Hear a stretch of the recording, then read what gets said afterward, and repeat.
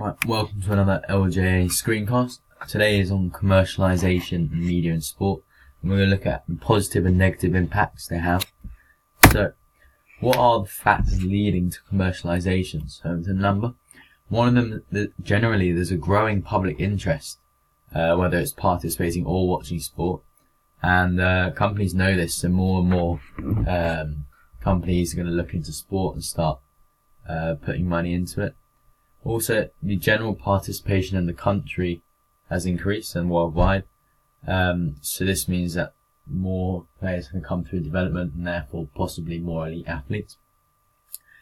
There's also more and more people watching sport, whether it's on the radio or TV or anything like that. And companies are aware of this, so there's more potential to sell their products. There's also growth in media interest, so more and more sports are now viewed on TV. For example, when England played in the Rugby World Cup in 2015, in the UK alone there was 2.3 million viewers. So if a company wants an advert during half time, this is sort of potential viewing capacity. There's also greater professionalism. So athletes are more likely to attract sponsors and commercial organisations. For example, Andy Murray's new Under Armour deal is worth £15 million across 3 years. And this is just to wear their clothing. Right, so what are the positive impacts of commercialisation? So first is sponsorship of performers can help support training competitions. This can help performers make it to the elite level. It can also promote sports and attract more participants. Better facilities can be built and better development. For example, in hockey now, the grassroots version of football is now called quick sticks to try and increase participation. Competitions can be created with sponsorship. Recently, the Women's Hockey League by Intersec. And the more competition, the more coverage there's going to be, and therefore sponsorship will increase. Performers can receive a kit and equipment from companies wishing to expand their brand, and this can be vital for performers who aren't financially successful. Travel and accommodation to tournaments can be funded by organisations, and also for performers themselves, there's an increased earning capacity due to sponsorship. But on the other hand, the negative impact. So it's not fair, really. Less popular sports don't attract sponsorship, and therefore the sports don't expand to the same level. Disability events and female events haven't got the same market yet, and therefore they're less popular for sponsors. And also for individuals that are sponsored, there's a pressure to perform well to maintain them, and also to try and gain more earning capacity. There's an unfair advantage on some athletes who aren't as marketable as others. For example, Sharapova, even after she admitted to being a drug cheat in tennis, still gets more money through sponsorship deals than Serena Williams.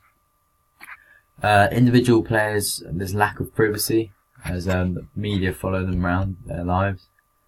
And also there's the question that is the business and the sponsorship deals more important than the actual sport for the performers. Right, the media. Well, let's look at the media. So the positive impact of the media, it can raise the profile of the sport and increase the number of participants. For example, it's proven that during Wimbledon every year more people participate in tennis. Increased revenue for the sport that can be put into development. Funding for facilities can help gain elite athletes. And also an interesting one for national teams, such as England's female cricketers.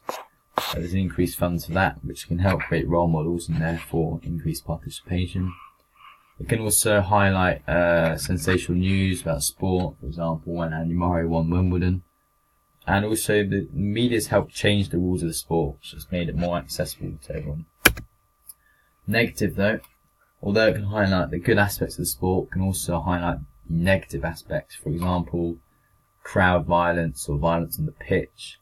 For example, on the picture in the bottom right hand corner.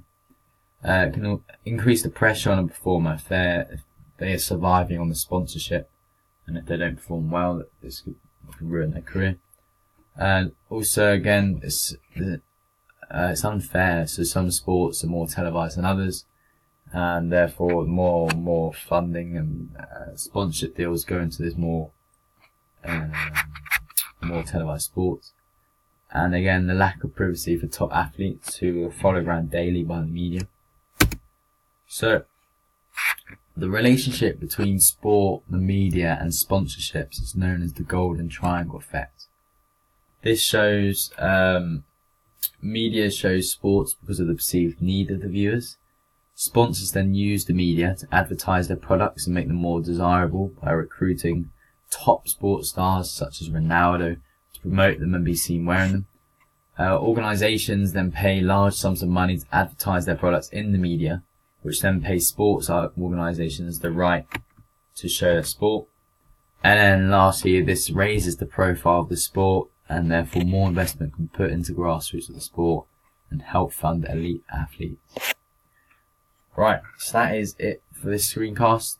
This is the help with A-level PE on contemporary issues of commercialisation and media. Thank you.